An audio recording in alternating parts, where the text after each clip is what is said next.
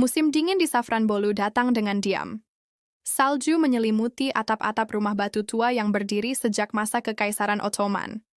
Kota kecil yang dulu ramai kini terasa seperti lukisan hitam putih.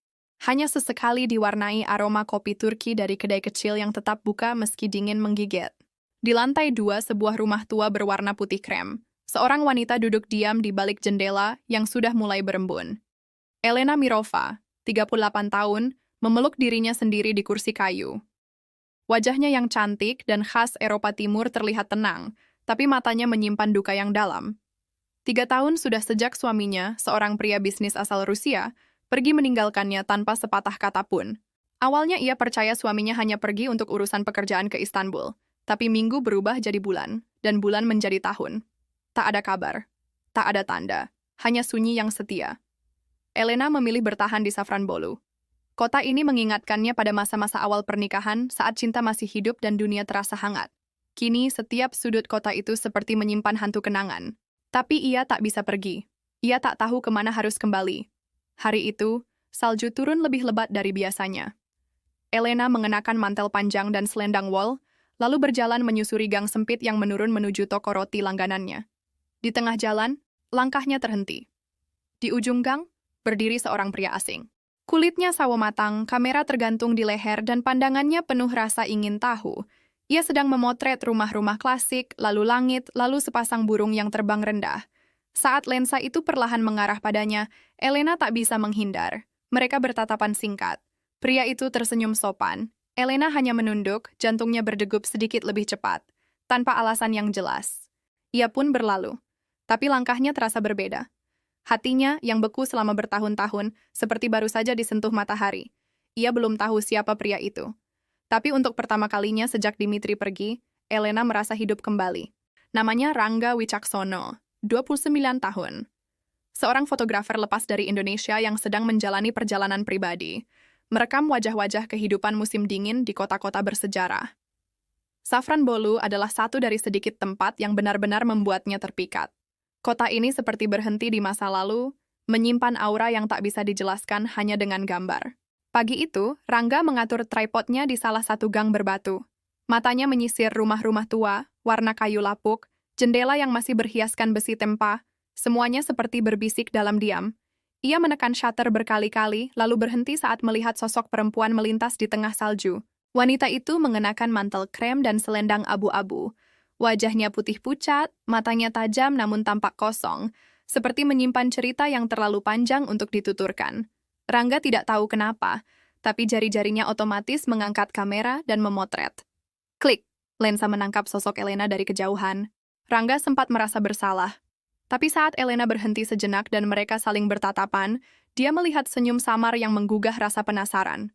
Sore harinya, mereka kembali bertemu di sebuah kedai kopi kecil di dekat taman kota. Elena duduk di dekat jendela, membaca buku dalam bahasa Rusia. Rangga masuk, menggigil, dan meminta segelas teh apel hangat. Mereka saling menoleh hampir bersamaan. "Maaf, tadi pagi, saya memotret Anda," ucap Rangga dengan bahasa Inggris yang hati-hati. Elena menatapnya sebentar, lalu tersenyum tipis. "Saya tahu, tapi itu bukan hal buruk." Mereka duduk satu meja. Percakapan dimulai dengan canggung, tapi udara hangat dan aroma kayu manis dari dapur seperti membantu mereka lebih terbuka. Rangga bercerita tentang perjalanannya, dari Kapadosia, Ankara, hingga Safranbolu. Elena mendengarkan dengan mata yang hidup, sesuatu yang bahkan tidak ia sadari telah lama mati dalam dirinya. "Kenapa kamu datang ke kota kecil seperti ini?" tanya Elena. Rangga menatap keluar jendela. Karena kota kecil menyimpan hal-hal besar, dan kadang hati yang terluka lebih jujur saat dikelilingi keheningan. Elena diam. Kata-kata itu seperti menyentuh sesuatu di dalam dirinya. Malam pun turun pelan. Di luar, salju masih jatuh. Tapi di dalam kedai kecil itu, dua jiwa dari dua dunia mulai merasakan hangat yang sama. Hari-hari berikutnya Rangga dan Elena semakin sering bertemu. Kadang di kedai kopi yang sama, kadang hanya saling menyapa saat berpapasan di jalan berbatu. Hubungan mereka tumbuh pelan-pelan, bukan dengan gombalan atau rayuan, tapi lewat keheningan yang nyaman.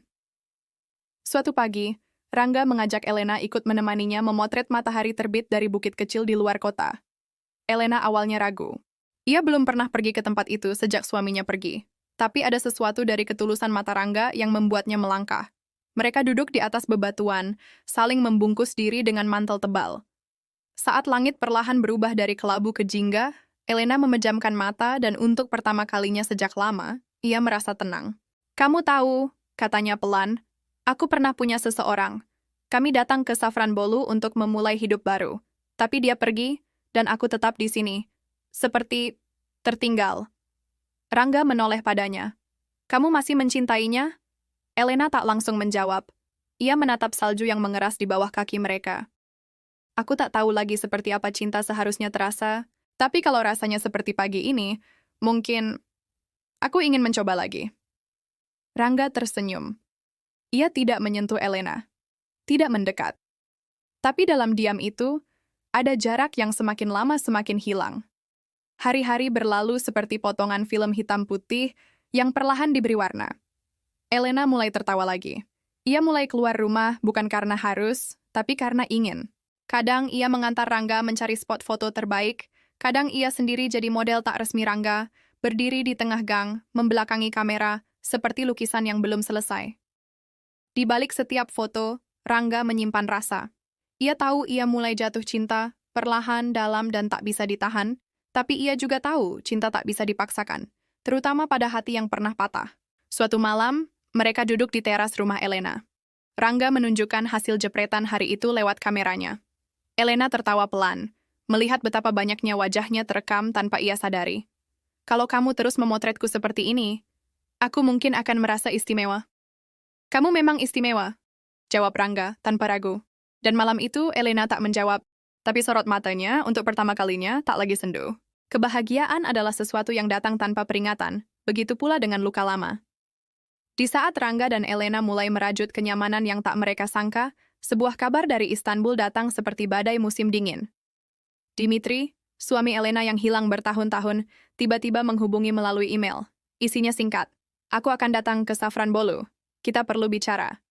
Elena membacanya berulang kali, hatinya campur aduk. Marah, bingung, takut, tapi juga ragu. Dimitri dulu pria yang ia cintai, namun juga orang yang meninggalkannya tanpa alasan. Ia tak langsung memberitahu Rangga, tapi sejak hari itu, sikapnya berubah. Ia mulai menjaga jarak. Senyumnya tak sehangat biasanya. Dan setiap Rangga mencoba mendekat, Elena justru menjauh. Suatu malam, saat Rangga menunggu Elena di kedai kopi dan ia tak muncul, ia tahu ada sesuatu yang salah. Ia menunggu hingga malam semakin larut, lalu memutuskan pergi ke rumah Elena.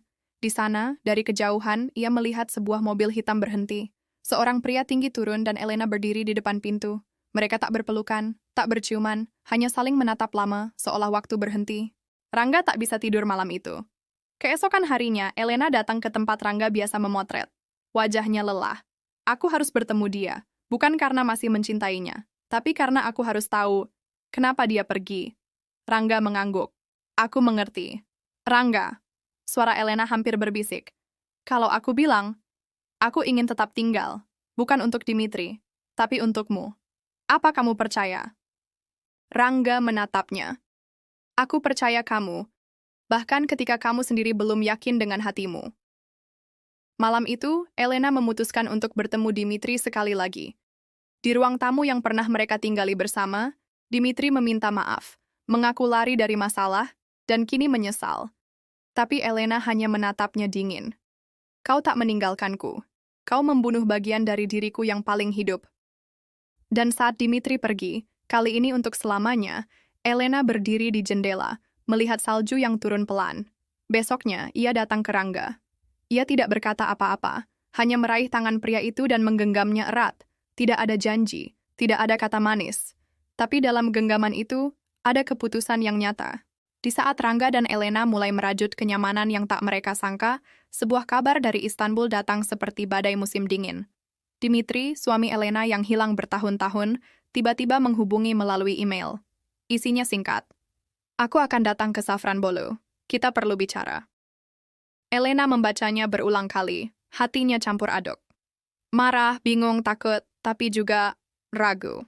Dimitri dulu pria yang ia cintai, namun juga orang yang meninggalkannya tanpa alasan.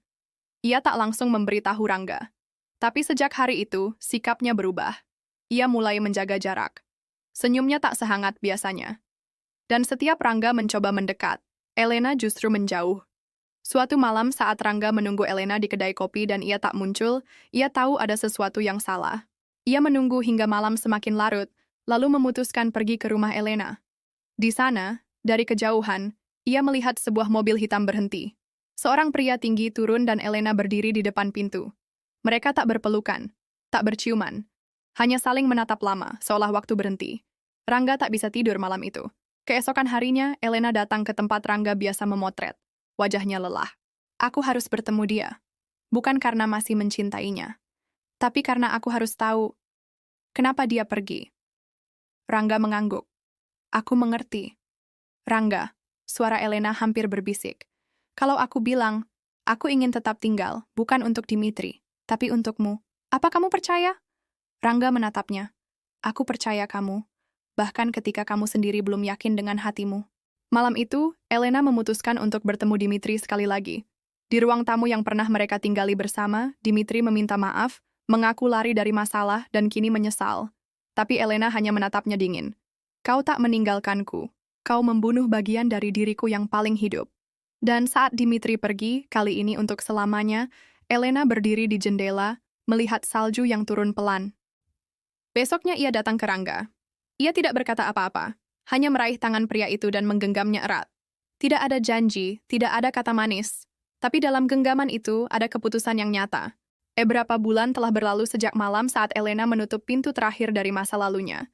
Dimitri telah pergi, dan bersama kepergiannya, berakhir pula beban yang selama ini mengikat langkah Elena. Namun kebebasan itu justru membuatnya gamang. Ia sadar bahwa mencintai kembali bukan perkara mudah. Apalagi jika itu berarti membuka hatinya sepenuhnya untuk orang baru, dari dunia yang jauh berbeda. Namun Rangga tidak pernah memaksa. Ia tetap hadir, dengan senyum yang tenang, dengan kamera yang tak lagi sekadar menangkap momen, tapi menyimpan kenangan mereka. Suatu hari, Rangga harus kembali ke Indonesia. Kontrak pekerjaannya selesai, dan ia harus menghadiri pameran foto yang menampilkan sebagian besar hasil potret yang ia ambil di Turki, termasuk potret-potret Elena. Kalau kamu tak keberatan, aku ingin mengundangmu ke Jakarta, kata Rangga saat mereka duduk di bawah pohon tua di taman kecil dekat stasiun. Elena hanya tersenyum, menatap langit. Aku butuh waktu. Rangga mengangguk. Aku tak meminta jawaban sekarang. Aku hanya ingin kamu tahu bahwa dalam seluruh foto yang pernah kuambil, kamu adalah satu-satunya yang membuatku ingin berhenti membidik dan mulai tinggal. Beberapa minggu kemudian, Elena berdiri di depan galeri seni di Jakarta, mengenakan gaun sederhana warna navy. Ia tak memberitahu Rangga bahwa ia akan datang. Ia hanya berdiri di tengah keramaian, menatap satu foto besar yang terpajang di tengah ruangan. Foto itu memperlihatkan dirinya, berdiri di sebuah gang sempit, salju turun pelan, dan matanya menatap kamera, seolah tahu seluruh dunia sedang melihatnya. Judul foto itu, Elena, The Day the Silence Spoke. Cantik ya? Suara Rangga muncul dari sampingnya. Elena menoleh. Tapi tidak lebih cantik dari harimu bersamaku. Mereka tertawa, kali ini tanpa canggung, tanpa ragu. Beberapa bulan kemudian, di Safran Bolu, rumah kecil Elena direnovasi. Dapur jadi lebih terang, rak buku semakin penuh, dan dindingnya dipenuhi foto-foto kehidupan. Jendela terbuka, meja makan 2 kursi, dan satu bingkai besar berisi foto mereka berdua, tertawa, dalam pelukan salju. Rangga memutuskan tinggal. Elena memutuskan mencintai lagi. Mereka menikah secara sederhana, tanpa pesta besar, tanpa gaun mewah.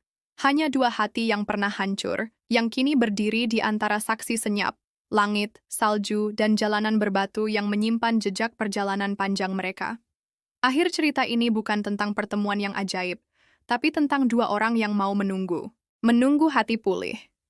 Menunggu luka mengering. Menunggu cinta tumbuh.